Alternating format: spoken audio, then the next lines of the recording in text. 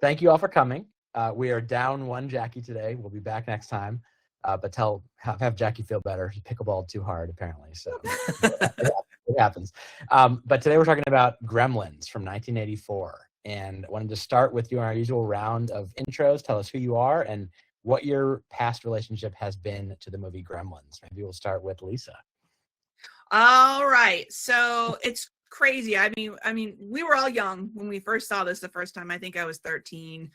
And I remembered Gizmo was like the thing, right? And it was the toys, everything. And I remember watching. I also remember being a little scared, but I don't remember my initial reactions to it. But I did have huge reactions to it this time. Obviously, we can talk about that later on. But the one thing that I fell in love with Gizmo all over again, because no wonder he was such a sensation. I mean, that's the most amazing animatronic puppet that I have ever seen. It is amazing. And you have to go, I looked up this, some stuff, and Joe Dante had some Polaroids of things. And so I'll share that in the chat. It was some amazing Polaroids that he published online. And then, because Yoda was pretty good a couple years before this, but he was real. I think he had eye work, but he was a real puppet. This is like amazing animatronic work. And then Howie Mandel's sweet, charming voice. And there's a woman who was doing the singing voice. And I was just like, just lovely. Every time you just go, oh, I'd be like, oh. So that's my experience with it right now. Very cool. How about Sarah? This is one that I missed as a kid. This is one that my parents thought was too scary. My parents had weird takes on what was scary. And it was never quite what all my peers' parents thought was scary. They let you see Poltergeist?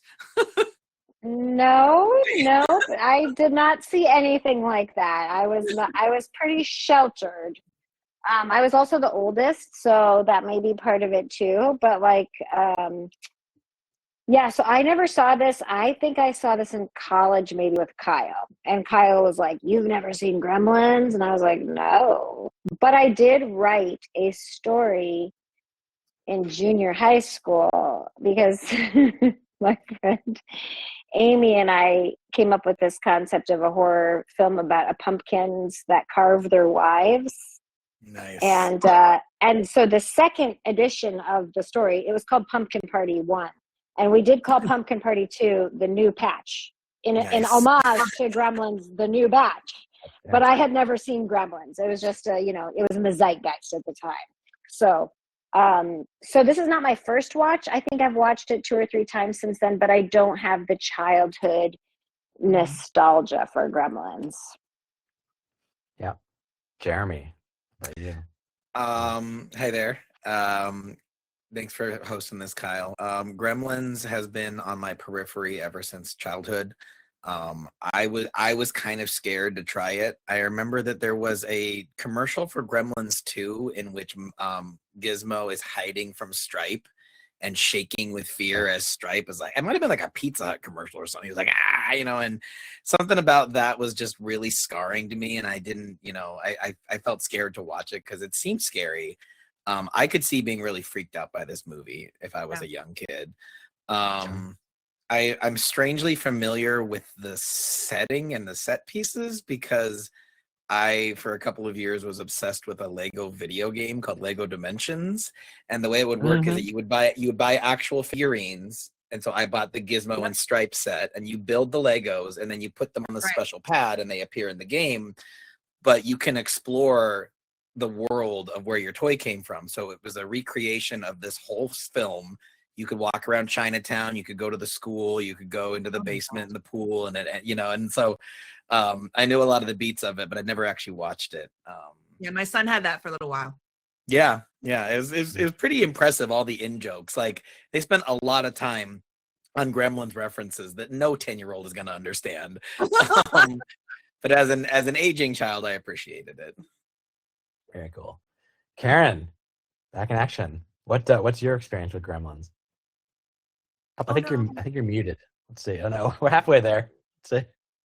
I can read lips. Yeah. No. I'll go before, and we'll come back to you in a second. Yeah. No audio. Anyway, yeah, I was a hardcore Gremlins kid.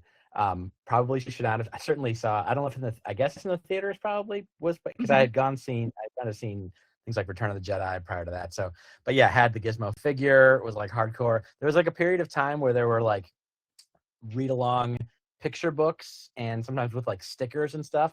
I remember this like hardcore for Dick Tracy too I was into, but I remember having the Gremlins book and all the detail beat by beat, so like knowing all the different framed scenes, like with the guy in the snowplow and things like that. So yeah, I was big into this.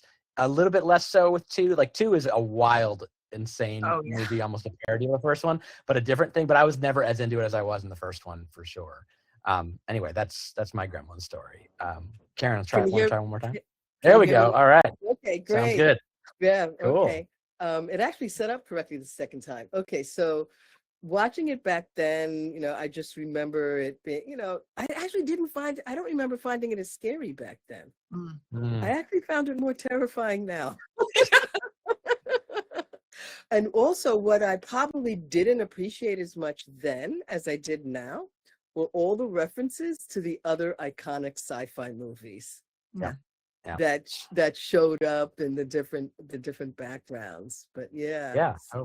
We talk about that. That's perfect. So speaking of that, I'll segue into the kind of setting the stage before we talk about it. Some fun facts, backstory about Gremlins. So obviously it came out in 1984, was directed by Joe Dante, written by Chris Columbus, who went on to do all sorts of things, including Home Alone, the first couple of Harry Potter movies, but has his finger in a lot of 80s culture for sure. And has the name Chris Columbus, so amazing. And then, yes, as Lisa noted, completely randomly, Howie Mandel provided the voice of Gizmo, which is kind of amazing to have it's almost like the prototype of Vin Diesel as Groot. Like, he's not saying a lot, mostly saying sounds, but probably got paid a pretty penny for it. It was produced at a time when combining horror and comedy was becoming increasingly popular. And interestingly, we'll talk about this a little bit more about the reception to it, but Ghostbusters was released the same weekend. So imagine both of these in the theaters at the same time, which is kind of crazy. And Sarah immediately noticed this. I did too, which is that Kingston Falls, the town, was filmed on the Universal backlot, the same area as the town square Back to the Future, like pretty obviously, but it's just like confirmed as well. And then just to talk about the notion of Gremlins. So Gremlins first conceived in the 1920s, when mechanical failures in Royal Air Force aircraft were jokingly blamed on small monsters. The term Gremlins entered popular culture as children's author Roald Dahl, friend of the pod, we talked about in the Witches episode. He published a book called The Gremlins in 1943, based on mischievous creatures. Walt Disney had considered making a film about it, and there's also a Bugs Bunny cartoon of the era showing Bugs battling a gremlin on a plane. Joe Dante had read The Gremlins and said the book had some influence on his film, but it really was conceived by Chris Columbus. His inspiration came from his loft, when at night it sounded like a platoon of mice would come out and skitter around the blackness, and he found it really creepy. He wrote the screenplay as a spec script just to show employers that he had writing abilities, not intended to be an actual film, until Steven Spielberg took interest in turning it into a film. He explained, "It's one of the most original things I've come across in many years, which is why I bought it." And the first version was much darker than what we saw.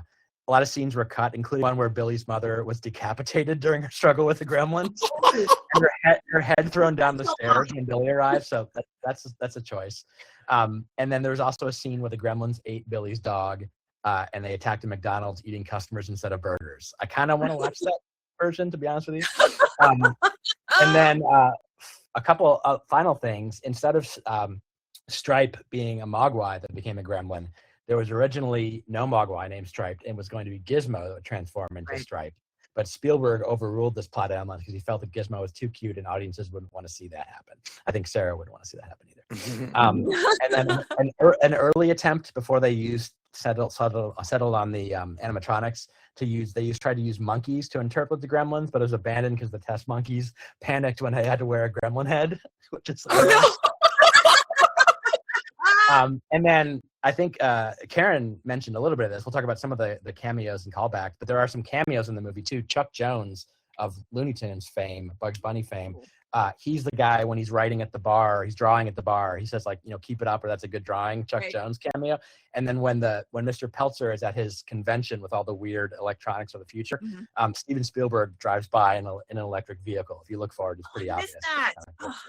And then finally, our friend from our town, Claire, is in this movie as the little girl at the beginning in the park with Christmas. There's like a little girl with a hat. I think she has like one line, but we'll have to share. We'll share a little clip of it. But that, yeah, when growing up, she said that. She says You know- Simon, and that's her brother. That's actually her brother's name. So the little Oh. her brother, that was her real brother. She said all her siblings, I think, were in it. That's pretty cool. Because she has like 4 brothers and sisters, and they were all in that scene where they're running around playing in the snow. And she said her Simon actually hit her with a snowball, and you can hear her go, Simon. Well, She's pay like, yeah, her that's for a really my cameo, brother. Kyle. You don't need to pay for cameos. You just text That's right. her. Yeah, get her in Yeah. there. Yeah, exactly. Okay. All that said, let's talk about the plot. This is actually like a pretty loose plot when we break through it. So I don't think this will take that long. But let's start with the first scene. So, struggling inventor Randall Peltzer visits a Chinatown antique store and finds a Christmas present for his son, or in search of a Christmas present for his son. In it, he uncovers a small and furry creature called a mogwai. Cantonese means the devil or devil. The owner, Mr. Wing, refuses to sell it to Randall, but his grandson secretly does, warning Randall to remember 3 important rules concerning its care. Keep it away from light, especially sunlight, which will kill it. Do not let it come in contact with water, and above all, never let it eat after midnight. So I will pause there. Maybe we'll start with Jeremy. What was your first take on the first vibes of this movie? So the movie starts, and you guys mentioned like you can tell it's being filmed on the Universal backlot, and like immediately my heart softened because like you don't really see movies like this where it's like cameras real close and it's a practical effect. Everything has to be this sweeping shot with CG to make it look like you're really in Paris or whatever. And this is like, nope, this is a different breed of movie, and so instantly nostalgic for just the vibe of it. He goes down, or I guess he's led off the street into the Chinatown shop, and I feel like that shop would do very well today. It's so holistic, you know what I mean? All those candles and like an actual like leathers and things. But I just love the zig where I thought you were gonna zag, because I'm thinking like, okay, he's this like stuffy white guy and he's gonna accuse these Chinatown people of trying to rip him off. And no, he's the grifter. He's selling his little invention to anyone, you know, he's down there to do business. And so it immediately made me like him more than I was expecting to.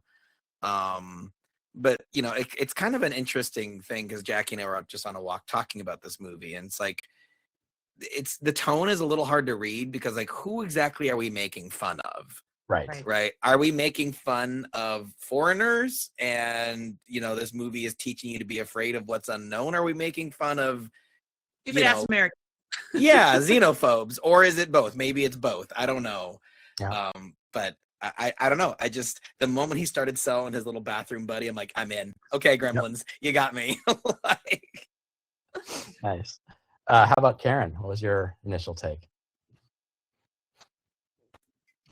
I'm always so bad with going down to grab the mic. I'm with Jeremy. I loved the vibe. I loved the vibe that was more old school. I also like that it not only with the, as you mentioned, the different iconic characters and things that are brought in. I felt like the styles were also mixed in.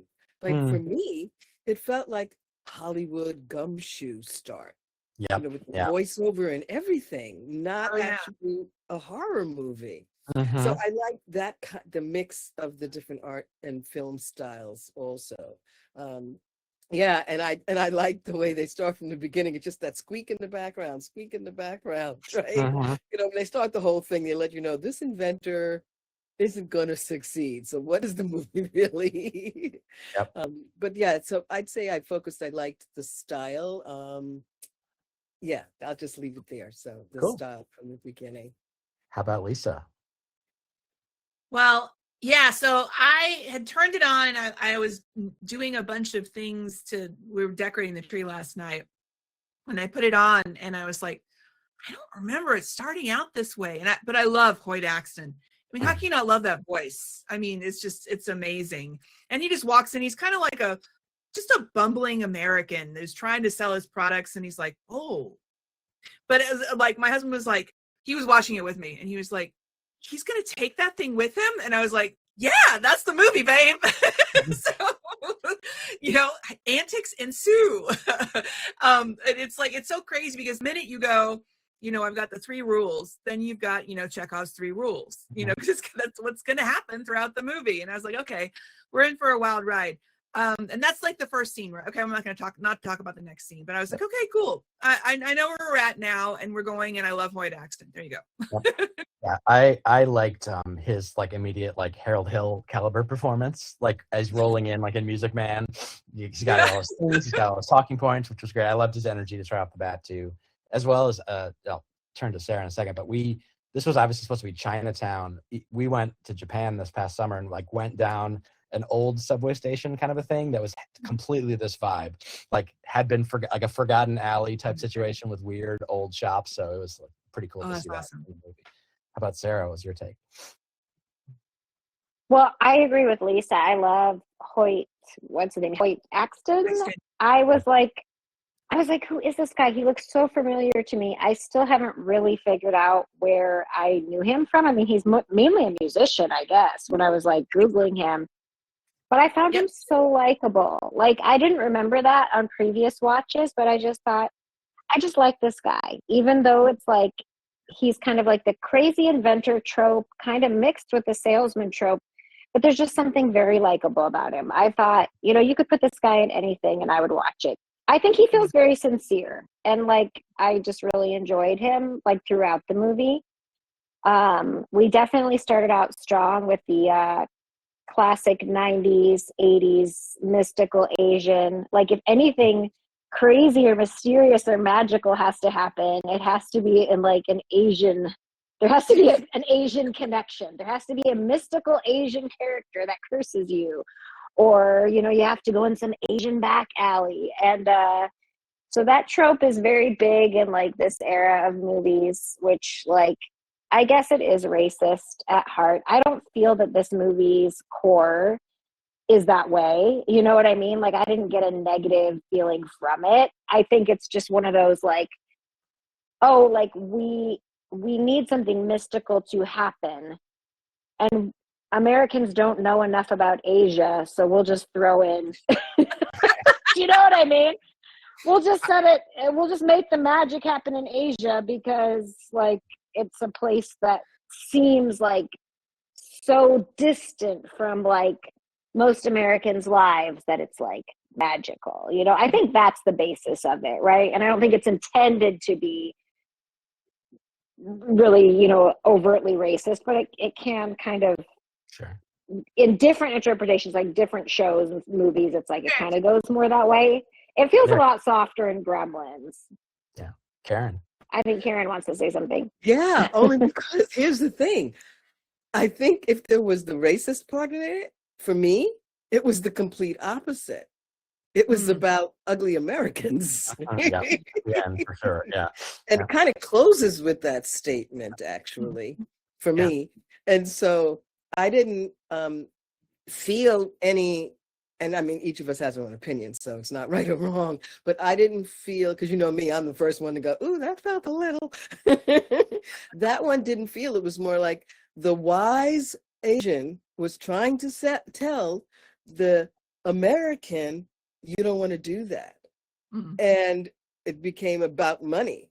And the young boy who was more American was willing to take the money and ignore the rules. Yeah, but the dude left out the important information, which is like, this thing will ruin your life.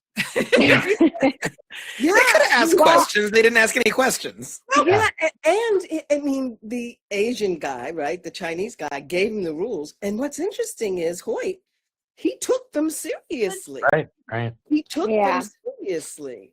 But, then everything else. I do think there was something like, again, I don't think this movie does this trope in a racist way. I was more saying that this kind of became an 80s, 90s trope that was in certain movies like pretty racist. It's like, look at all this weird Asian stuff. Do you know what I mean? Like they must, like, it must be magical. But I feel like this movie, is more like about it, especially with the guy who kept talking about foreign cars and foreign. Right. Like I thought it was more overtly themed.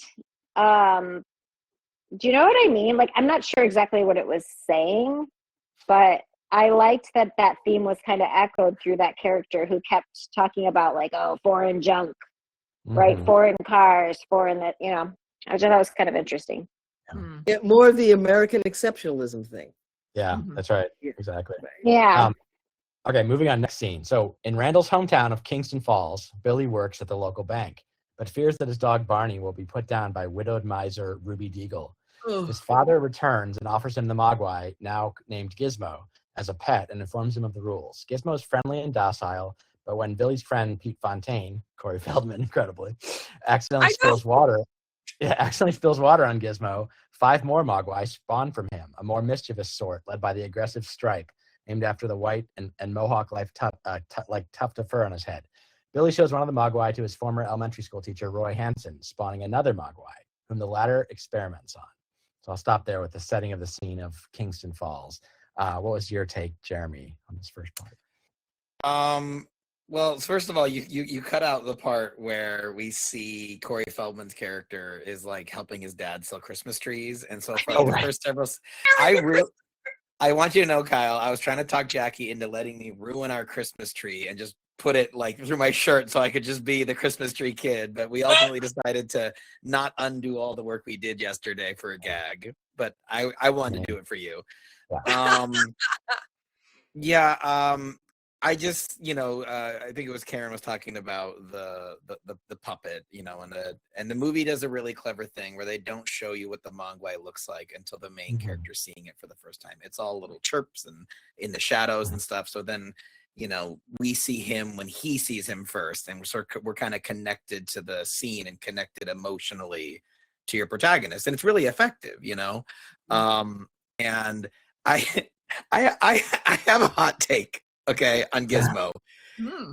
Gizmo does cute things, but Ms. Gizmo is kind of ugly.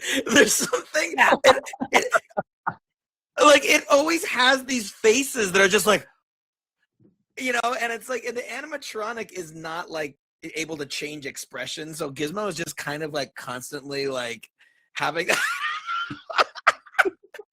I like Gizmo, but I thought visually it was a little.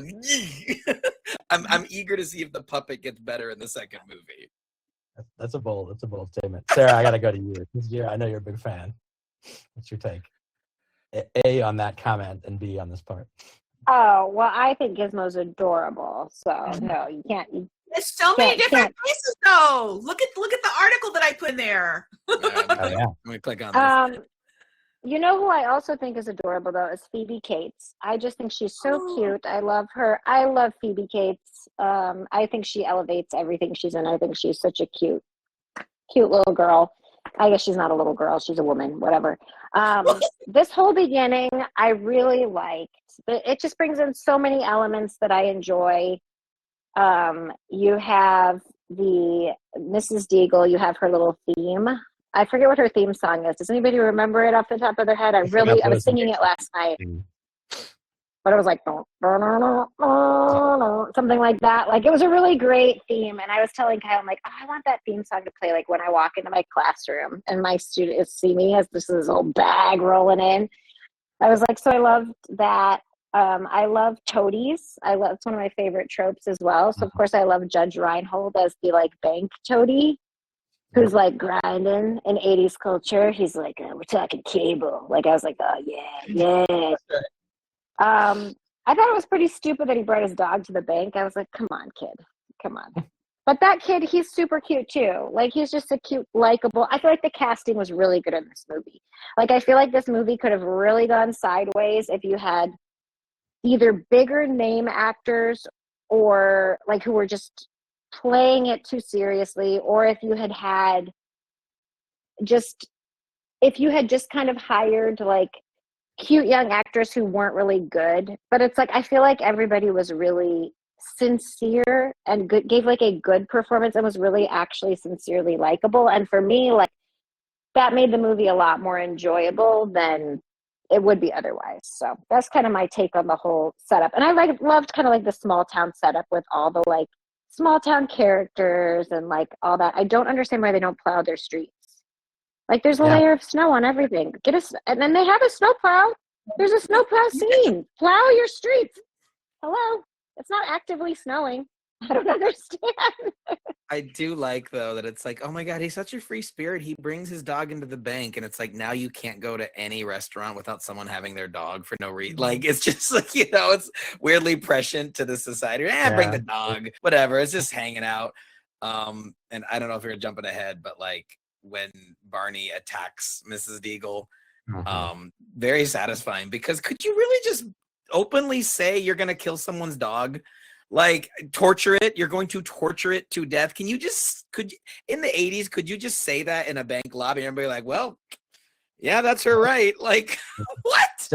Sarah raised a good point too during that part about how it was very like Wizard of Oz coded with the whole taking away dog too. Yes, your dog. Karen, what was your take on this part? Ditto, everything. I'll segue from the Wizard of Oz. Totally agree with everything that's also been said. Because I loved that, because that was another movie trope I brought in. Wizard of Oz, of course, Tribbles, okay, but with water from Star Trek. Yeah, that's exactly what I thought. I was like, it looks like a Tribble. Yeah, exactly. They look like Tribbles. Because I took notes. I forgot who it was in the very first one who took notes. I'm like, I learned. I'm going to do that now. But so many of the references really took you into the period. So in other words, the guy, when he was trying to get the girl, he's like, ooh, you can come over to my house. I have cable. Right? Like, that was a lure back. That was a line back then. We're talking cable. We're talking cable. And see, that was pretty much, that's pretty much, because you guys said pretty much everything else I would have said. Yeah. How about before I go to Lisa, I basically had exactly the same as mine. Mrs. Deagle's theme is amazing. I need a full mixtape of that. And Judge Reinhold was there and amazing as always, but I kind of wanted to see Judge Reinhold get murdered by a gremlin. Like I feel like that was robbed. Unless I missed it. That was dropped. No, you're right. That piece was definitely dropped. That piece was put on the board and then just like removed with no. Yeah, we should have seen him get destroyed for sure. Lisa, what was your take on this part? So I'll say overall, I was watching this movie and I know it's a comedy and there are absolutely hilarious things in this movie, but the studio executives didn't get it at first. They're like, what is this? Okay. And like even some parents who took them like, oh my God. But I thought going along the whole movie, I was watching one of the darkest movies that I had seen in a long time. And I saw Barbarian a few weeks ago and I was just like, oh my God. But it is so tongue-in-cheek and it is farcical and it even has a scene from A Wonderful Life in it, get it? Yep. So that's what I was walking into when I was seeing this movie. And of course I did see The Wicked Witch of the West, that reference. But first I want to say, oh my God, baby Corey Feldman, holy crud. He looked was this before Goonies? I think this Goonies was like 85, I think, right? Or something. So probably around. So young in this movie. It was crazy. And I was like, oh my God, baby Corey. And then you see Phoebe Cates, just like Sarah was saying, you see, and you're just like, I want to be her. I love her. And she had already done the raunchy Fast Times before this. And then she jumped into this role and is pure girl next door. You want to marry her. You don't want to like take her to bed. You want to marry her, right? And she's gorgeous and it's just like crazy. But you start out with a family who's starving, 2 little girls. Please, Miss Deagle, can you just help me out? Well, I think you better be like writing those letters to Santa. And I was like, oh my God, there's children that she turns around and goes, I'm hungry, Mommy. Yes, I'm hungry too. And I was like, what the hell? Yeah, that's hardcore. Yeah. Okay. The only other complaint I had about Mrs. Deagle was who puts a huge porcelain snowman in their front yard? I don't understand that at all. And I was like, oh my God, this woman needs to be shot off the face of the earth. And she was later on. We'll get into that. So maybe there was a prototype of people who put inflatables in their yard. Excuse me if any of you are inflatable fans, but yeah, we have lots of those. Sorry, I'm not. Hot take. All right. So moving forward, back home, Stripe and his fellow Mogwai trick Billy into feeding them after midnight by sabotaging his bedside clock. They form cocoons, as does Hansen's Mogwai, which soon hatch, emerging as destructive and reptilian imp-like monsters called Gremlins. Hanson is murdered by his gremlin, while those at the Peltzer house torture Gizmo and assault Billy's mother, Lynn. Okay, I'm going to stop there before we go there. How about we start with Karen? What was your take on the first attacks?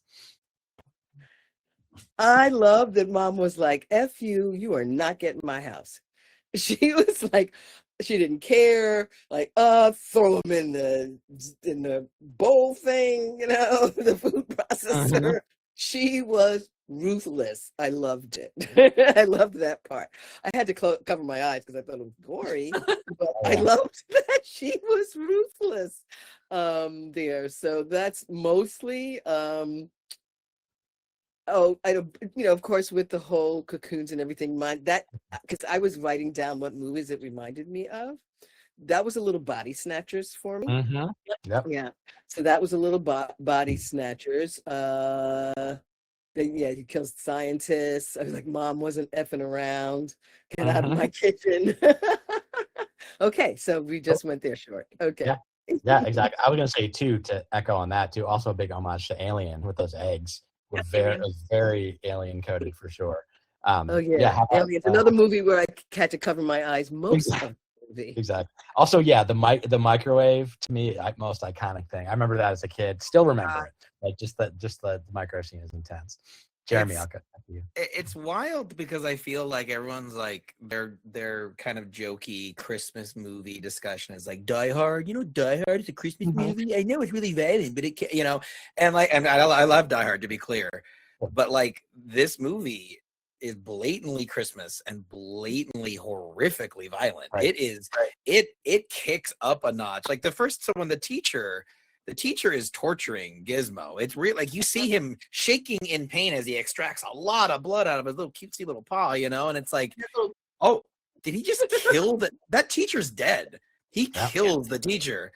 Okay, and then Mom, it's this cartoonish but also very bloody. I guess it's not human blood, so it's still PG, but shoves one head first into a blender, stabs the other one to death with a kitchen knife, microwaves the other until it explodes, and you guys were talking about Chekhov's rules. Like, no. Chekhov's sword is in this movie. Because there's this sword on the wall that characters keep knocking over, having to keep rehanging. And so when one of the gremlins has the mom, and I think it's strangling her with Christmas lights, it's really scary. And you're like, that mom is gonna, and then our hero bursts in, the kid, and decapitates the gremlin with the sword that we've been knowing someone was going to use this whole movie. He decapitates the gremlin, and the gremlin's severed head flies into the fireplace, which is only the second most disturbing fireplace usage in this movie. We'll get to it later with the girl's backstory, but holy cow, I was not prepared for how gory this got. And once the it's all not real. It's not people, and it's not real blood. So PG, right? Was it PG-13? Yeah. And Jeremy, now that you went through the list, we forgot to even mention that they hung the dog. That's right. Yeah, not fatally. Not fatally. Right. Yeah, that was disturbing though, for sure. Yeah. Oh, I wouldn't be surprised if that was the original death of the dog, because I was like, these dogs, these cats, the gremlins are gonna do something, and I'm glad they didn't. I feel like that was a super big thing in the 80s, kill the dog, but I don't think they needed to. There was enough there, but it was a little hard to stomach, because I was like, okay, you're defending your home, I get it, but these are still animals. Right. You are just butchering. I guess it's self-defense, but it's still wild. It kicks up a notch. How about Lisa? What was your take on this? Well, I mean, we have the references that you were talking about. I was rattling off Alien, Psycho. I keep on doing this, Psycho, Invasion of the Body Snatchers, all that stuff. And it was so funny. I didn't see the swords on the wall until he came in, and then I saw the swords crossed. And it's funny because my husband has always wanted samurai swords somewhere in our house, and I'm like, no. And I was like, he has swords, so he can come and get the sword and save his mom, she's being strangled. But I'm telling you what, that mom kicked ass. I was like, she's like, no way. I'm like, I was like, don't get in front of that, Mom, So it was crazy. Definitely slasher horror, and just hilarity ensues. So it was kind of crazy. Sarah, what's your take? You were the one who identified the mom too, because we were like, what is she in? Yeah, so she's the mom. She's Lorraine's mom from Back to the Future. Yep. I was like, oh, what is she from? I was like, I know her from something. But she's definitely better at fighting gremlins than making gingerbread cookies. Because I don't know if you guys saw those cookies. I look like a child decorated them. No. I'm just saying, like, we can do She was better. so angry about it. We can do better, Mom. Like, come on. I mean, I'm not saying I'm great at decorating them. I'm just saying my Aunt Amy made some amazing gingerbread cookies that looked like professionally decorated, and like she would have been like horrified at those gingerbread cookies. But yes, I agree that scene was very like intense, and to me there was something kind of, I don't even know how to describe it, but I liked the idea of the suburban mom like defending her kitchen. Like, like, no, not in my kitchen, gremlins. Like, it's not going to happen. And one thing I noticed from this stretch of the movie is just how much this movie impacted the X-Files. There were several shots that I was like, oh, yes, this was in an X-File. This was in an X-File. Like, shots that were like straight up taken, and plot beats even. Like, there was just one where the projector was flapping. Like when the gremlins were in the movie theater and the film had obviously like run out and it was just like flapping. And I can't even tell you what X-Files like was from that, but I just thought, oh, the whole way that is shot. And then a lot of the deaths at the beginning are kind of off screen. Obviously not those kitchen deaths, but like there's a lot of like off screen deaths that reminded me of the X-Files where you just kind of see, oh, there's a gremlin there. And then the camera kind of goes away. That were very X-Files. And then there's also an X-Files episode. It's the one written by Stephen King, actually, where Scully throws a doll in the microwave as the like ultimate final moment. So I was like, oh, well, they obviously got that from Gremlins as well. So like this whole stretch, I was just like, to me, as an X-Files fan, I was just like, oh yes, they ripped this movie off hard, like for years. Okay, next scene here. So the fighting heats up. Lynn and Billy are able to dispatch all the gremlins except for Stripe, who escapes inexplicably, Sarah will weigh in on this, to the local YMCA, where he jumps into its swimming pool, spawning an army of gremlins that wreak havoc on Kingston Falls. Many locals are injured or outright killed during their rampage, including Mrs. Deagle. The police are helpless in the ordeal as they fall victim to gremlins' mischief. I'm going to pause there so we can talk about Mrs. Deagle, etc. But I'll start with Karen. What was your take on the YMCA Mrs. Deagle part? Okay, as soon as I saw the pool, I was like, oh shit. Yeah. We are in trouble. You knew exactly what's going to happen. You don't feel sorry for Mrs. Deagle. Go back. No. You know that the teacher, the science teacher, he kind of knew what was going to happen because in the beginning he was like, oh, this is going to hurt. And then he's like, oh shit, I think this monster's pissed at me. Because it really did hurt, right? And so there was a little bit of that. But yeah, so that was, you don't mind Mrs. Deagle. You knew the pool, but that was terrifying. You knew as soon as he jumped in, it's like, oh my gosh, do I need a break from the movie? Because what's going to happen now? It's been so gory. And now we're going to have thousands of them. Yeah. So, how about Lisa? Yeah. Well, I was just writing down some thoughts. I was like, so I find it really interesting that Gizmo is not interested in any of, the shenanigans, but his progeny is, like, from the beginning, right? They're into like doing funny things, and they put Gizmo on the dartboard, and they hung up Barney, with the lights, and then they're like, let's get some food. And also the ugliness of when they ate the food, it was really ugly. Right? Yeah. Sorry. So I went back. So now we're skipping forward. So the minute that he walks into that YMCA, yeah, of course, it's like, that's where he would go. He's like, oh, every single time, even at the end with the water too, he was exactly the same way. That's exactly what they're looking for. They're looking to propagate themselves and to create mischief. And then, I mean, it would just be like, if they weren't stopped, they would be like town to town to town to town. So I found that pretty interesting. And then, from that, not even from that point on, from the kitchen, but now it's like open season on these creatures, whatever it is. It's like you shoot them and they even have a gun. So did we skip the bar thing? No, we're not at the bar yet, right? Yep, not quite. Yeah. Yeah. Okay, good. Cool. But Jeremy. the rampage is just so fun, Looney Tunesy, because these gremlins are parodies of like cartoonish villains, and they're putting on sunglasses, and they're smoking, and they're drinking and sloppy, and they're dancing, breakdancing. the guy who has been obsessed this entire movie with the damn foreign cars, and then the gremlins chew through his antenna, and so the only channel he can get is a foreign film, which was beautiful. That's right. And then he is killed because his all-American tractor works so well the gremlins can drive it. Yep. So like, I'm so glad your tractor works so well, but now you're literally like crushed by it. Yeah. Mrs. Deagle, like, we say we don't feel bad for her, and I'm not saying that she wasn't awful, but I love that she loved cats, and so I was like, oh man, she's a cat lady. Maybe Barney the dog killed one of her cats and it changed her. I don't know. But the gremlins toying with the mechanism of her chairlift, and it launches her so fast that she gets catapulted into the street and is killed. That's her death scene. Yeah. And the cops are just like, oh my God, that was Mrs. Deagle. It's so funny. The slapstick, the physicality of them actually launching some mannequin through an actual window and getting good airtime on it. It's so fun. And so the cops are like, we need to go now. Yeah. Because they didn't believe a thing.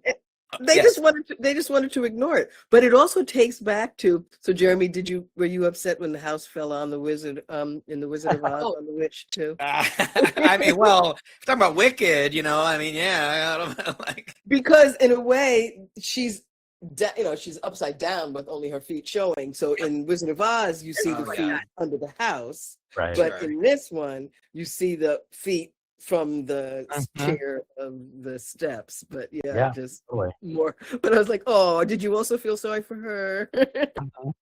I did also love, though, in the radio DJ is like, hey, you're with Rock and Ricky. Hey, what's that back there? Is it another Rock and Ricky fan? Hey, you're not a Rock and Ricky fan. And you hear him get attacked.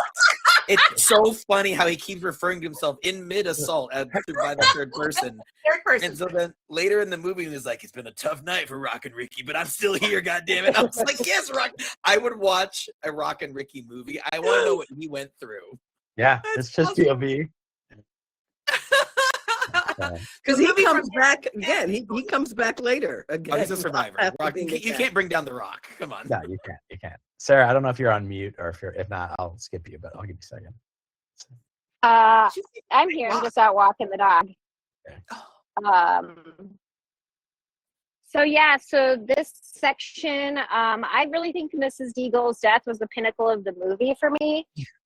For me, this was the point at which everything after this seemed a little bit more boring to me, just me personally. Just because I thought, oh, well, kind of like she was like the most interesting character. I kind of thought like maybe we should have had a few more deaths of like jerks in town. So I totally agree with whoever said like, I really think we should have seen, Judge Reinhold get killed. Yeah, like I would have liked the Gremlins to off a few more jerks on their way out. So that's kind of my take on this portion of the movie. I think a large I did also think like I wonder if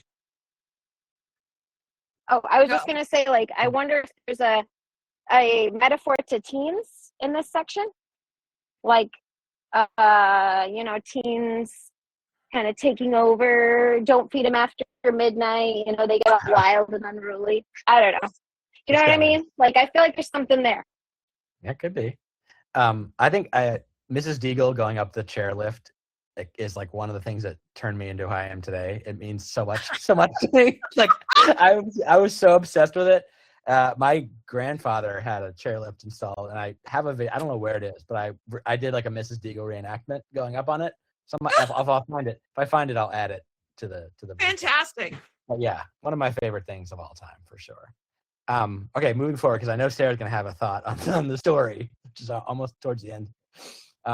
After Billy rescues his coworker and girlfriend, Kate, the Gremlins attack the bar she works at.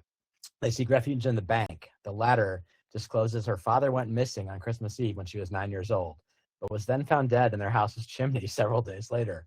Planning to surprise his family while portraying Santa Claus, he inadvertently slipped and broke his neck while climbing down the chimney. Still suffering from post-traumatic stress from the incident, Kay confesses how this led her to her dislike of the holidays. So I'll start with Lisa. What was your take on that story? Well, I mean, when that scene came on, I was like, uh-oh. And my husband goes, for the love of God, and leaves the room. And I was like, I know, it's bad, isn't it? It's just like bad in the worst way possible. You know, I can't even think of a darker story to put in this movie. But it's serious. Like, they do it completely serious. And I was like, holy credola. And I just knew it was just terrible. I didn't know what else to think about it. I'm like, they really went all in on the darkness on this movie. There you go. Jeremy, what's your take? But it's just so strange because it's really late in the movie to get her traumatic Christmas backstory, which never really has a payoff. Like, you don't see her like Christmas later. You know what I mean? Like, it's just... The action is actually the scene before this. She is bartending for her life. It is hilarious. She's serving drinks as fast as possible, and the Gremlins are trashing the place. But it's kind of fun because like all these other people trying to fight back against the Gremlins are getting massacred. And she's like, you know what? They're just here to have a good time. I'm not gonna get in the way of it. So but also like, you know, in that moment, if you didn't get the metaphor of like, oh, Gremlins are just awful men, you know, but it's like, I think we've all been in a dive bar where we've seen people acting almost that badly, you know. But it's also really fun too because it's like the Gremlins, like, you know, don't feed them after midnight. So it's like, okay, kids, no, you can't have a midnight snack. You know, it's like they're the embodiment of bad behavior. So there's this crazy bar scene and then they escape and then the movie grinds to a halt as she drops this disturbing backstory and then the movie moves on. And I was like, what? This is a Christmas film. Thank you for not showing it. I didn't need to see it. Not reacting it. But wow, like you appreciate the swing, but why was it there? You didn't even, no one was wondering. Plus her hating Christmas was not really part of the story. It was like, oh yeah, by the way, I hate Christmas because my dad. It could have literally been my dad left us on Christmas Day. That could have been it. Yeah. No breaking the neck, no lighting him on fire. No, none of that. You know, it didn't have to be any of that. But they went to the nth degree and they did it. They committed. Right. Sarah's got to go because she had a very violent reaction to this too. Yeah, the whole thing was like, it was like something in a South Park episode that they would use to like make fun of this type of story structure. And my favorite line is which is like, gosh, now I got another reason to hate Christmas. And then she does. I was like, I can't. This is the dumbest thing I think I've ever seen on film. Like, it is just so bad. She does say something at the beginning, so they did try to set it up. Because at the beginning, she did make a comment about like, I hate Christmas. And she's like, gosh, now I get another reason to hate Christmas. And then which is the Gremlins, right? That's her second reason. Yeah. The first is the horrible story of her father. I'm surprised though that line has not become being discovered 3 days later the in smell. The chimney. I'm just like, from the smell of it. Oh yes. That was like absolutely insane. And I could not believe that actually made it to like the final cut of the movie. Like it was just insane. Speaking of that, I have something to weigh in on about that in a second. But Karen, what was your take on the story? If you want to, I took notes. So if you want to weigh in, I won't forget what I was going to say. Oh yeah, no, I was reading. So to Sarah's point, and the question is, I'm adding a fun fact after the fact here. So the film mentions an urban legend in which Kate reveals blah, blah, blah about her father breaking his neck while climbing down the chimney. After the film was completed, studio executives insisted upon its removal because they felt it was too ambiguous as to whether it was supposed to be funny or sad. Joe Dante refused to take the scene out, saying it represented the film as a whole, which had a combination of horrific and comedic elements. Spielberg did not like the scene, but despite his creative control, he viewed Gremlins as Dante's project and allowed him to leave it in. A parody of the scene is featured in Gremlins 2, The New Batch. Nice. Oh, no. Karen, I'll turn it to you for your take. Okay, that's interesting. I'm kind of glad I let you go because I didn't get it, right? I'll start there. Like, it didn't add anything. So I guess, but somewhere somebody thought it was both funny and gory, but whatever. Okay, so the not in any particular order. The bar scene to me was another place where they had them break dancing, and they actually had the Gremlins with us, a hand puppet, right? It was like just, yeah, just adding some of the ridiculousness in there. Of course, they go to a cut where the dad is at the conference thingy, and you see Forbidden Planet, Robbie the robot, during that part of it. Oh, it's Okay. time machine. You also see the time machine too. And it disappears. Yep. The time machine is there, and then it's not. That's which funny. was interesting because I looked that up and then I noticed that. I didn't actually notice that the first time, but I saw that in notes when I watched it again. And well, and here's once again, I'm like, the women in the movie were the smart ones. They were the ones. So I think it's funny, Jeremy. I hadn't actually thought about the fact that it was like, oh, but of course she was a bartender. She was used to drunk white guys in the bar. However, it's like, okay, I'm used to them, but then there's a limit. And then she realizes that's it. Matches, camera flash, and she now, so then she, like the mom, she decided, okay, enough. You're not doing this. And she uses whatever she has to fight them, and it works. So I just thought, I was like, oh, the girls in this movie are the smart ones. I like how she discovered it. She tried to light its cigarette, and it was like, arr, arr. Yeah. She's like, and then she's out like, oh, it doesn't work. Yeah, they don't like fire. So now she's using matches as a tool. Okay, yes. So because we didn't get to the movie theater yet. Okay, that's my notes. That's cool. So yeah, speaking of that, so good segue. Final piece here, movie theater. So the trio finds the Gremlins gathered at the local theater due to morning approaching, and they set off a natural gas explosion, killing them all except for Stripe, who left the theater earlier to retrieve candy at a Montgomery Ward store across the street. They follow him into the store, where he attempts to use a fountain to spawn more Gremlins, but Gizmo then opens a nearby skylight, exposing Stripe to sunlight and killing him. As the local news reports on the incident, Mr. Wing arrives at the Peltzer house to reclaim Gizmo. He scolds the family for their negligence and criticizes Western society for its carelessness of nature. However, as he turns to leave, Gizmo, having bonded with Billy, bids him goodbye. A compassionate Wing concedes that Billy may be ready to properly care for him one day. So I will start with Karen. What's your take on the ending? Okay, so for me, you covered a lot, so I'm just gonna go. There were a couple scenes in there. I think the fact that they had the girlfriend's story about the fireplace and everything. I'm like, well, whoever did this movie doesn't like Christmas. And if you weren't aware of it before, you are definitely aware of it now, because there's so many ways of like, I don't do Christmas, right? And then has monsters singing the Christmas carols at some point. The Gremlins. That's The Gremlins doing the Christmas carols. How the police are useless. Even back then, they were afraid. And then in the movie theater, it's the seven dwarfs. Right. They like it. And so one Mogwai sings happy songs, and then they happen to like the singing too, right? Of the seven dwarfs. They bring in things like Milk Duds. I love that. So it's like, because Stripe ends up liking Milk Duds. And then, okay, so this is where at the end, that was the moral that I mentioned earlier, that he says, you do with Mogwai what society has done with all of nature's gifts. Was one of the messages. And then the other was, the boy asked, will he understand? And the answer is, to hear one only has to listen. So those were the two messages, that stood out for me in terms of when he said, oh, he has something to say to the boy. And that someday you'll be ready, but not yet. Not yet. Lisa, Okay. what was your take on this part? Thank you, Karen.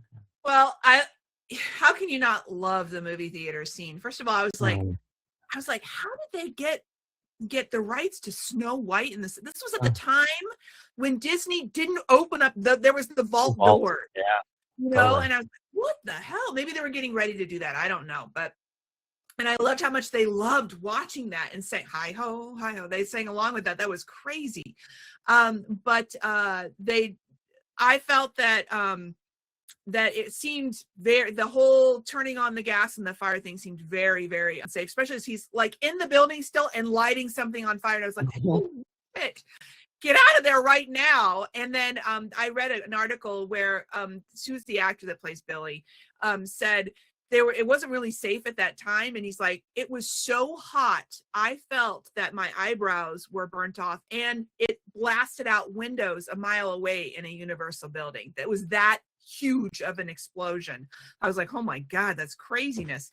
But when you get to the last part of it, I loved the references to Evil Dead, which we should actually talk about. Evil Dead 2, the original Evil Dead 2. The chainsaw, I loved it when he had the chainsaw, then he got knocked down and the chainsaw was like taking him across the floor. That was fantastic. I loved that.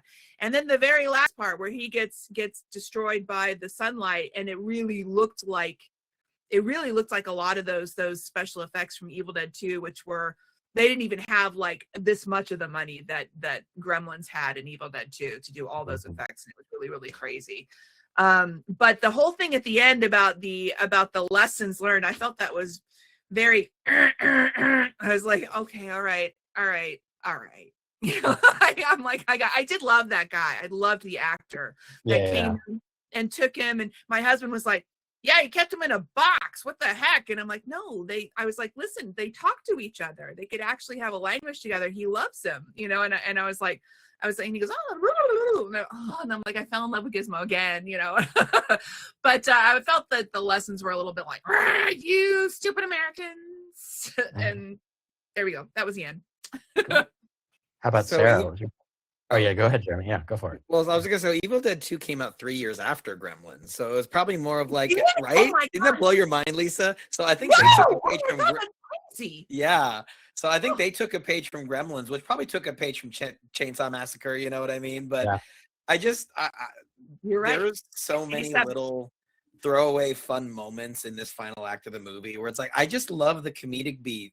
Like how the actor played Billy, the main character? What's his name? The actor? Oh, cameo. I should know since I ordered a cameo from him, but I already forgot. Well, this is great because he peeks through. Is like, and she's like, "What are they doing? They're watching Snow White." Yeah. They love it. Like the they love it is so freaking funny. And then Stripe, you know, he's like trying to make his way to this fountain so he can create more minions, and he get water, and then the camera pans over and he goes, gun. And like he gets a gun instead. He could have gone straight for the water, but like he's such an American. He loves his guns. And so then he's trying to shoot them. He's throwing saw blades. Like Lisa said, he's zipping around on a chainsaw. It's just a great final boss fight.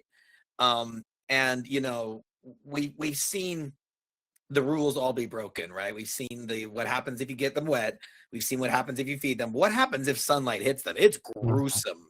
The skin melts off his bones. You're like, okay. I mean, he was a bad guy, I guess.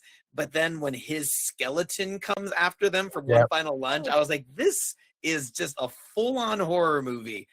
And then the bubbles at the end. The bubbles and I was like, ugh. Yeah, I was waiting. You wondered if more tribbles would show up. Yeah. That was my note too. Go ahead. I forgot to mention to look at my notes because you said earlier, that Gizmo really didn't have much of a position on this. This is when he decides to play hero because he's the one who made the light. You got right. He's the one who's bright light, and kind of risks himself to save everything. And driving the little RC car. Yeah. Our boys used to be obsessed with that when they watched this when they were little. Was Gizmo driving the Barbie car? They were obsessed with it. So. But they build it up though because earlier he's watching race cars and pretending to race, and it's like this is a big moment, Gizmo. Yeah. My note TV too on was this, a good thing, Jeremy, because he said it made him watch TV. So TV ended up to be a good thing.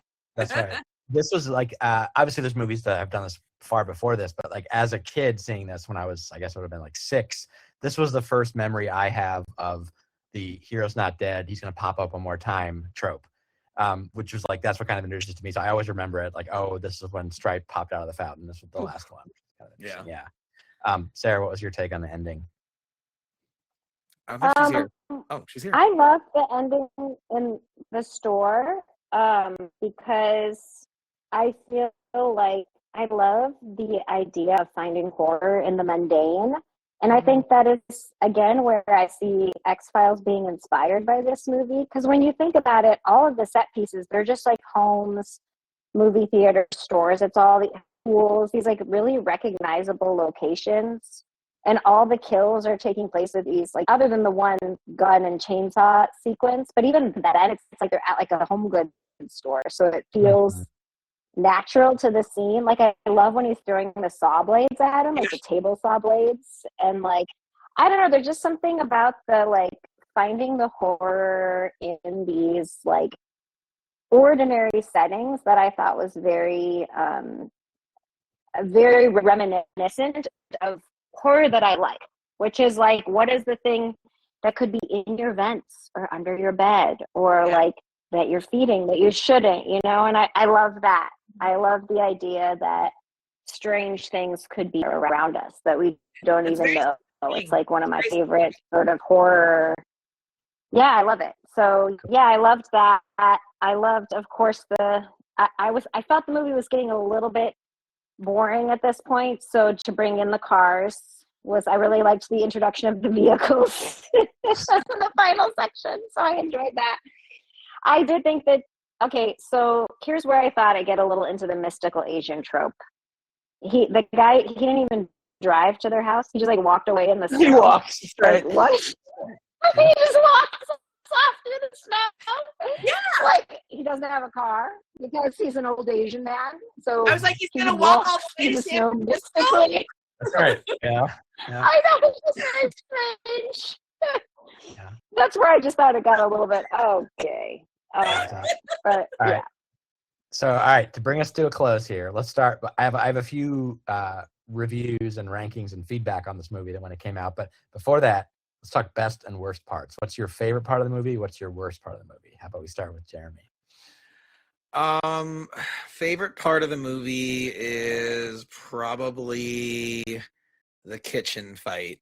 I think that's an all-timer. And then worst part of the movie, I mean, there's nothing that's really drags it down other than the weird fireplace backstory, but I kind of love it for the audacity of including it, and now knowing that some maniac fought to keep it, I kind of love it more. Yeah. So I guess for me the worst part of the movie was the weird impromptu kiss between our girl lead and our guy lead, and it's just like I feel like this movie would have functioned completely if she wasn't just she's kind of a damsel, right? No, I guess she fights back in the bar. I don't know. The whole romance thing felt shoehorned in, and I felt like this was an era where, like, you got to have a kiss. You know, if you're really going to make a motion picture, you got to have them lock lips. At least, you know, it's like, I didn't need that, and it made her feel like less of a full character.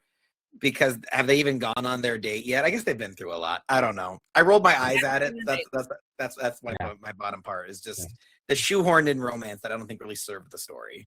Yeah. How about Lisa? What's your take? My favorite part, and this is not an action part, I just loved it so much, is when he was first playing with Gizmo. Billy was first playing with Gizmo upstairs with the keyboard, and they were singing together, and he played the wrong note, and he was like, oh, and he like played the right. Oh, and then he got knocked off the desk. Oh, because of the light. He turned the lamp on, and then he picked him up, and he was like, oh my god! I was just like melted in a puddle. I just was like, no wonder everybody liked Gizmo. And then, of course, my least favorite is the Christmas Story. I understand, and I wouldn't take it out of there either. But I'm just like, what the hell? Just like, never wish that on my worst enemy. You know, just like crazy. So there you go. How about Karen? What was your take on the best and worst? Okay, so I'll get to the best and worst in a second. Who was it? Lisa, somebody who mentioned the walking away when the guy. The Asian guy. Yeah. Okay, that scene, and because I forgot to put it in the notes. What was interesting to me was, and who you told us that the guy ended up working. You mentioned in the beginning, Kyle, that he also ended up working on Harry Potter. I Oh, didn't Chris know Columbus. that about him. However, and I forgot to mention it earlier, that scene reminded me of Dumbledore walking the streets in Harry Potter. Oh yeah, you could see Yeah, in that. the Yeah. beginning. Yeah, with the Deluminator. The Yep. lamplighter Yeah, thing. Yeah. exactly. So I guess I wasn't surprised then to hear, or I was surprised, but to hear that there actually was a connection. Because I was like, well, it was too far in advance, so it didn't pick up on Harry Potter, but maybe the opposite, That was since good. the person was related. Okay, so it was a hard choice for me as a tie between Mom defending her kitchen Mhm. and Gizmo singing, which was absolutely adorable. The worst scene, so many gory scenes were always the worst, but I think the goriest was in the end when it hit the light and he just was like nasty. Yeah. Yeah, but when they Great. ate, Good- there were so good many effect. scenes that made me just want to like not watch the meeting. But I think the worst moment was when the light hit him and he was really Yeah. turning Totally. nasty. Yeah. Thank you. How about Sarah? I I like the scene at the bar when they're doing all the 80s tropes, like they Mhm. have like the leg warmers on and they're exercising and stuff like that. Yeah. So I really enjoyed that scene. Worst part, yeah, probably that Christmas tree sequence, or maybe the end when the old guy comes back. I thought that was kind of weird and lectures them about nature. Like, what did any of that have to do with nature? Like, it didn't. It didn't even have anything to do with anything about nature. So but yeah, I think those are probably my best and worst. I also didn't want to steal Kyle's best because I think. Yeah, I mean, obviously, the obvious answer is stair lift is the best, of course. Yeah, Mrs. I James knew you Kelly. were going to say that, so I don't want to take your. The worst is no Judge Reinhold death. But we'll wait for that. Maybe he'll come back in part 3. Anyway, so as we round it out here, I wanted to read a couple reviews and quotes about Gremlins and also things that it caused in the industry too. So it was a success when it came out. It was produced on an $11 million budget, which is hilariously low nowadays. But Oh my God. it was more expensive than Spielberg intended, but still relatively cheap for its time. It opened in June 1984, the same day as Ivan Reitman's Ghostbusters, like we talked about before. It came in second. By the end of the American screenings on the end of November, it had grossed almost 150 million domestically, which is pretty huge for the day. It's the 4th highest grossing film of the year behind Beverly Hills Cop, Ghostbusters, and Indiana Jones and the Temple of Doom. And What so, a year, Jesus. yeah, I know. exactly. 84 is great. Speaking of PG, we talked about before. So it was heavily criticized for some of its more violent sequences. In response to this and similar complaints about Temple of Doom, Spielberg suggested the MPAA alter its rating system, which it did within 2 months of the film's release, creating a new PG-13 rating. And was followed by its sequel, Gremlins 2: The New Batch, which came out in 1990. And as Jeremy was saying in the chat, there is a third film set to be released in November 2027. So Gremlins 3 still coming. God knows who will be in it or what it'll be about, but interesting. Discussing the film's violence, Dante told reporters the idea of taking a 4-year-old to see Gremlins, thinking it's going to be a cuddly, funny animal movie, and then seeing it turns into a horror picture. I think people were upset. They felt like they'd been sold something family-friendly, and it wasn't entirely family-friendly. Despite that, on Rotten Tomatoes, nowadays, it holds an 86% approval rating. Whether you choose to see it as a statement of consumer culture or simply a special effects heavy popcorn flick, Gremlins is a minor classic. Roger Ebert also approved of the film, giving it 3 out of 4 stars, declaring it to be not only fun, but a sly series of send-ups, effectively parodying many elemental film storylines. In his opinion, Gremlins did this partly through depictions of mysterious worlds, the shop in Chinatown, tyrannical elderly women, Mrs. Deagle, and he believed the rule in which a Mogwai cannot eat after midnight was inspired by fairy tales, and the final scenes parody classic horror films. He connected Kate's speech about her father with the great tradition of 1950s sick jokes, which is kind of funny. Gremlins can also be interpreted as a statement against technology, in that some characters, such as Billy's father, are overly dependent on it. In contrast, Mr. Wing is shown to have a strong distaste for television. And I'll put this in the recap when we put the replay up, but they also did a Mountain Dew commercial featuring Billy and Gizmo a few years ago for a new version of Mountain Dew. I'll share the link to it, but it's just, as dumb as you would think, but cute. But that came until Gremlins 3 comes out. That's what we get on the Gremlin side of things for now. So we'll end it with what we call the Strauss scale. So Jeremy, if you want to kick it off, explain the Strauss scale and what your rating is. Absolutely. So Strauss scale, born of the pandemic Zoom movie nights with my family. You rank it out of 10. If you don't regret watching it, it starts at a 5. You follow your heart from there. So I will give Jackie's vote first, which is a 6. She enjoyed it. She definitely thought Gizmo was very cute. But I think, she's not here to explain it, but Sarah, I think she was kind of with you. I think she kind of lost interest in the movie a little bit as it went on.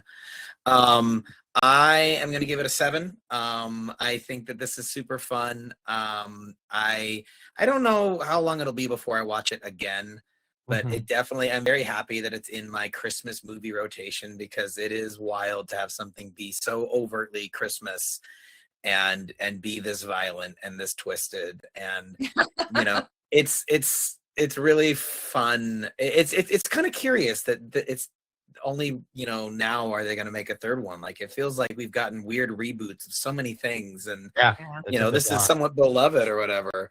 It looks like Kurt in the chat's giving it a 9.23. I am curious what's keeping it from a 9.24, Kurt. I'm dying to know. But also, weird shout out, Jack in the Box is doing a Gremlins promotion. Really? And they have this thing called Midnight Sauce, inspired by Stripe. It is delicious, Lisa. It is like blackberry jam with paprika in it. It's so good. Oh my God, that sounds great. Right? So I didn't get the whole Gremlins party box, 'cause I'm just one man. Midnight but I asked meal. for the sauce, just for some fries. It was so good. So Wow. Gremlins sauce is a 10, but Gremlins a movie is a 7. How about Lisa? What's your take and your rating? So obviously I don't regret watching it. I actually haven't watched it in years, and it was great that it was fresh for me, but other than that, I'm not super enthusiastic about it. So not a 6. I definitely think a 7, because I take a look at all of the practical effects that were amazing, especially for that budget. They did a really great job with all the animatronics, and that death scene at the end was crazy. So, and also the dog was amazing. I know the dog is real, but but the dog is amazing too. And then where else do you get to see baby Corey Feldman and the guy who played Billy, who I like, and then Phoebe Cates? I mean, geez. So definitely a hard 7. Nice. How about Karen? Okay, I'm gonna give it. I'm trying to decide between 8.5, 9. I would give it higher if it wasn't so gory. I literally am not good at gory, so I have to do this on many scenes. But I'm like what Lisa's saying. I just think it was so creative without all of the special effects. Like, I'm hoping they don't, in this third one, they kind of try to stay there and don't bother with all the CG and the special effects, because that's part of what made it work for me. Totally. I loved its reference to all of the other movies and tropes. It was creative. You could almost feel like there was a team coming together and creating this movie, and everybody was putting something in it. So in a way, it was all over the place, but on the other hand, it had so many moments that made you go, aha, yeah, right. Mostly yay, and then other times yuck. But I just thought it was very creative. And Gizmo, although thank you for those Polaroids, he definitely had some really weird and ugly moments. For the most part, they were kind of cute, and in the end, he was cute. You picked him up, stuffed animal. And they didn't make him move too much. I just liked that part about it. Yeah. Nice. How about Sarah? What's your take?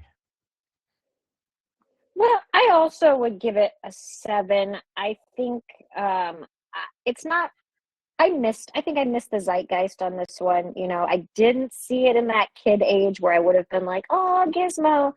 And in fact, it kind of has a tinge with me of resentment that I missed out on Gizmo, because all the kids were talking about Gizmo and I didn't know, because you know what I mean? I don't know. Maybe you guys have movies like that. Or maybe it's just me because I have protective parents. Like, I felt the same way about Dirty Dancing. Like, it's like, it's just that movie that I didn't get to see, So that everyone was talking about, and I missed that moment, So I think it's weird to say that it's an important movie, but I actually do think it's an important movie. I think, like, is this one of the first or the first kind of Christmas horror crossover? Did you find any of that in your research, Kyle? I Or? didn't look that up, but I'm trying to think of examples of Christmas horror before this. I'm sure there maybe. And I don't know when that came out. Black Christmas. Oh, Black Christmas. Yeah, that's true. The original one was 1974. So, but that was not comedy, right? At all. Right. Yep. Yeah, so I feel like this kind of was a new genre and a new thing, and the backing from Spielberg and creativity, and it just fits into me with that genre of the 80s that I just love so much, where movies felt so, it just felt like there were so many people in Hollywood that were playing with toys and having fun. And like, were the movies the greatest of all time, most artistic, the most, maybe not, but you felt this sense of joy from like the filmmakers, from like the Spielberg, Lucas, and all the offshoots of that sort of genre of films from that era. And I feel like Gremlins is right in there with them, even though it wasn't like necessarily my favorite. And I just don't think you can deny that this movie is like a lot of fun. So yeah, for me, it's a 7. But yeah, I'm kind of with Jeremy in that it's not one that I'm like, oh, I need to watch it like over and over again. And that's what to me separates the, it from a higher score, is that it's not one I'm going to rewatch for all the quotes over and over again, Totally. Yeah, I agree with you. There's something like magical, even when Spielberg didn't direct them, like of that era, like of Goonies, for example, like those whole falls into this bucket too. Yeah, it's like all of those. Yeah, I would say like I would have, as a movie itself, I would probably give it a 7, but for nostalgia's sake, I have to move it up to an 8, just because it was like so formative for me. But yeah, I still very much enjoy it. It's not like a perfect movie by any stretch, but like thoroughly entertaining, I think so. Cool. Well, so thank you everyone for coming out. That we can end with our usual round of where else we can find you online. Maybe we can start with Lisa. You want to plug? Oh, well, no plugging for me right now, other than I just want to tell everybody we started talking about Harry Potter, and I am a huge Harry Potter fanatic. My whole Christmas theme is Harry Potter. I will take some pictures and share them. But if we ever want to do that in the future, that would be wonderful. But I am hoping to come back into Stream Team a little bit more regularly once the holidays and all the job rush gets into the new year. So that's where you can find me. Awesome. How about Karen? I think you put it in the channel here, but if you want to say it, yeah. Just around, the Karen McMillan or at Breed Sanctuary. Awesome. My new handle. Yeah. Okay, cool. Sarah, anything else you want to plug? You usually won't, but nothing. Nah. You're very mysterious. Jeremy? I know. So a bunch of you guys know I host an old video game podcast called The Old Switch A-Roo, and we are about to have a special Kyle episode coming out on the 17th of December. Kyle came onto our show and talked about his new toy, the Analog 3D, which lets him play all his old Nintendo 64 games. So nice. It's going to be fun. We talked about how it compared to what we remember as kids, and just kind of celebrated Kyle and Sarah having a bunch of us over to their house and eating pizza and playing old games again. So it was a good time, and I think it's going to be a fun episode. So yeah, December 17th, if you want to hear more of Kyle, and who wouldn't, www.theoldswitcharoo.com. That's where you can join our Discord and find all our stuff. Fantastic. That was amazing. Perfect segue to my plug, which is actually I had something put up for all the different things that I do around the web in different places. I've created toomuchkyle.com. If you are a maniac, once you follow them all, you can do that. So that is live now. Check it out. Is there a social for Too Much Kyle, so I can just follow that and just get updates on where Kyle is? That's like almost too intense, but yes. Okay. That's Too Much Kyle. I love it. Anyway, cool. Well, thank you all again for coming. We will figure out what we're going to do in the new year. This is our last episode of the year, but thank you for celebrating the holidays with Gremlins. Talk to you guys all later. Happy holidays. Bye. Happy holidays.